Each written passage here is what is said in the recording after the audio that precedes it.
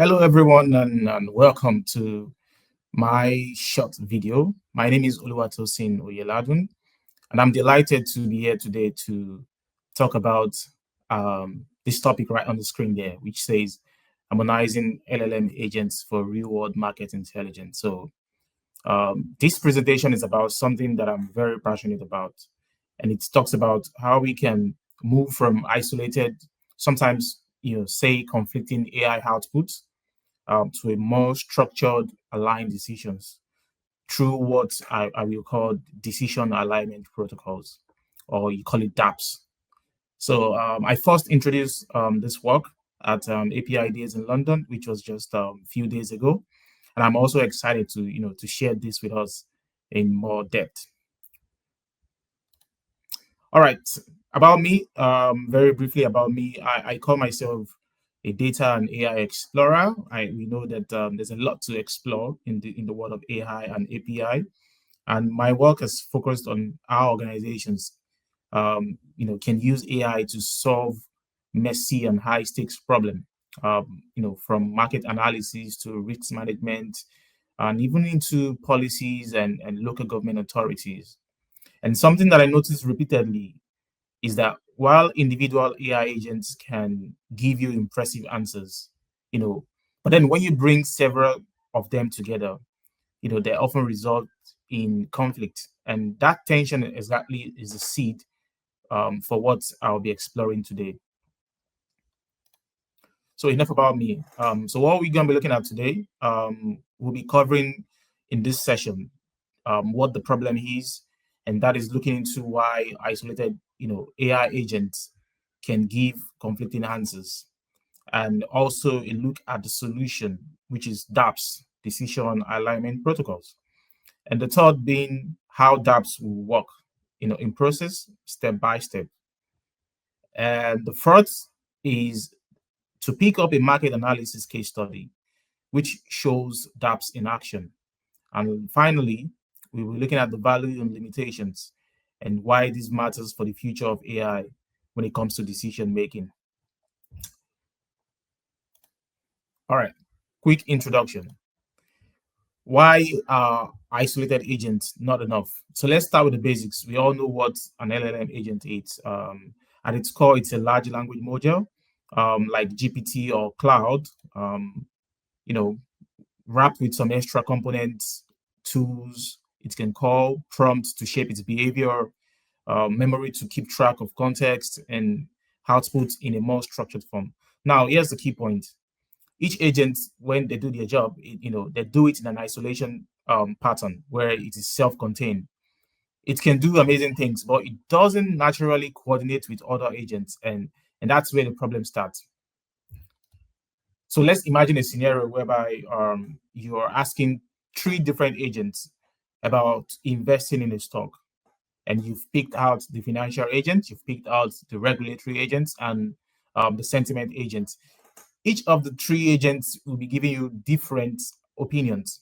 The financial agent can tell you to buy the stock. The regulatory agents can tell you that it is too risky to move into this stock at this point in time, while the sentiment agent can tell you that the public opinion is mixed, so we can't really conclude. It is inconclusive.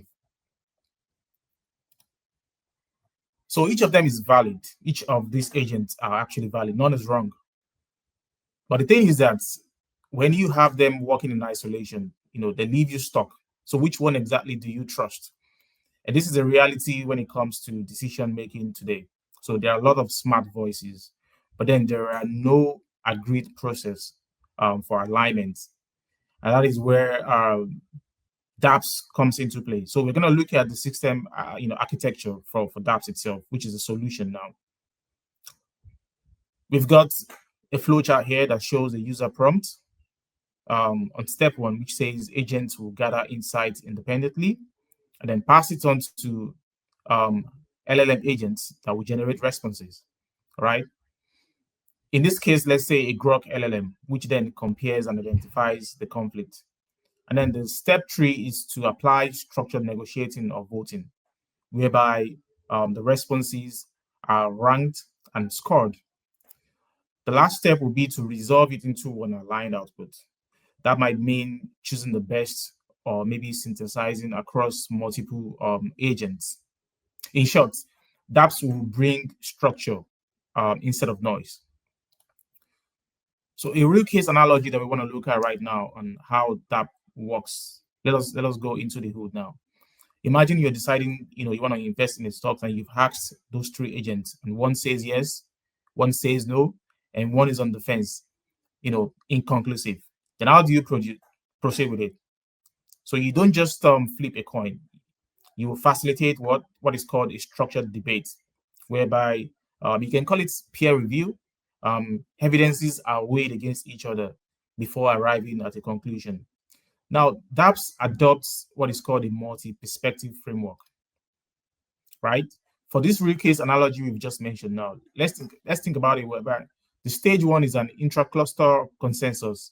And this is where agents within the same domain, for example, say you want to pick two financial agents, they are aligned with each other first. So then they're on the same page. And then the stage two is an intercluster negotiation. And this is where domains will negotiate. Finance, regulation, sentiment. They will hash out their conflicts and discuss on how to move forward. And the last stage is the final harmonization, where weighting score is applied. So we apply weights based on track record or confidence level. So I spoke about scoring it. So there's a confidence scoring that comes with each output. So this will ensure that stronger signals will carry more influence when it comes to making decisions. And dApps has been tested, and it has about 99.7% alignment achieved. So let's see how it looks in practice. So first of all, agents will produce outputs.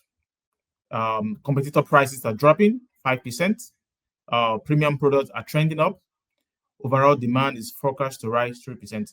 These are all different outputs from each of these agents. Then what that does is that it will flag those conflicts because they're actually conflicting each other in terms of opinions and how they see the market, right? So for example, let's say that flags conflict whereby prices are dropping versus demand are rising.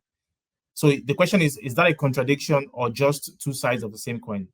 So you might want to think of it like this is two sides of the same coin. Both opinions matter, both outputs matter. So, but what happened is that finally rules and weights are applied, right? Perhaps demand data is given more weight and then producing a unified recommendation that overall demand will grow even with pricing measures. The key here is that the process is structured. You don't just lose the richness of multiple perspectives. So, you don't discard a way to say this opinion here is noise. No, it is factored into decision making. But at the end of the day, you will end up with one single clear decision. Now, looking at stage two here, this is where conflicts are identified and inconsistencies are also identified. The stage three is where evidence weighting is being carried out. So on the stage three, rules are applied to generate unified recommendation. I've got an image here that shows three different agents. Well, agent one, agent two, and agent three. And under that, we can see where it says times 0.2 for agent one, times 0.3 for agent two, times 0.5 for agent three. What you have on the screen right there is what we call the confidence scoring for each of these agents. Now, it doesn't mean that each of the agents are giving you wrong outputs. No, but then they are seeing your opinions from different perspectives to generate a unified output. So each one is weighed and then a debate is held, conflicts are hashed out, and the final decision is then made.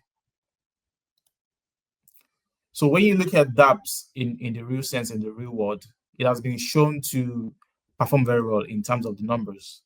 You can see here that the superior accuracy and resilience that it has is that 91.2% accuracy against 85.1% baseline. Also, it has a sustained accuracy advantage about 6.1%.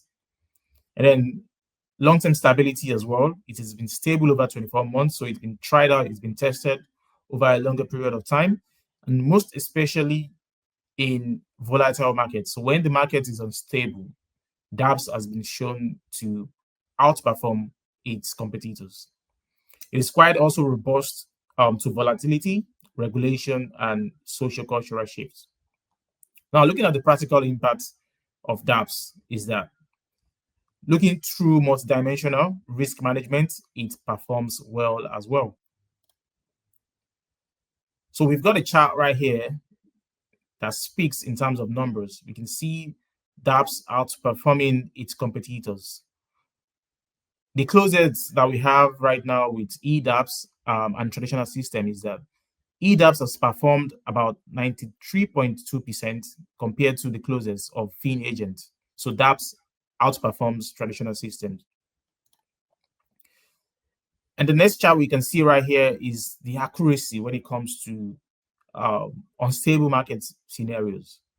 dApps has also outperformed even when the market is quite unstable. So we want to look at the risks and limitations. Obviously, we don't have 100% performance of dApps.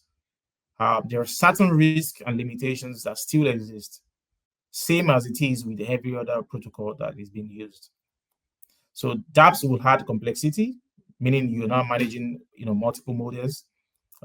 Weighting rules can introduce bias if not designed carefully. So there has to be the right type of rules applied with dApps. And ultimately, the quality of decisions will still depend on the quality of your underlying models. So one thing that can be done is to actually use guardrails in every sense possible. Using guardrails will ensure that the citing of the reference in terms of the knowledge of the agent is grounded. So while dApps will solve a lot of alignment, they don't entirely remove the need for careful design and governance. All right, conclusion here is that dApps will move AI from reasoning in isolation to collaborative and aligned outputs. And we can also say that misalignment in AI decisions can be very costly. So dApps embed trust, structure, and quality into decision making. Thank you very much. If you've got questions, you can put in the comments as well. Thank you very much. Bye.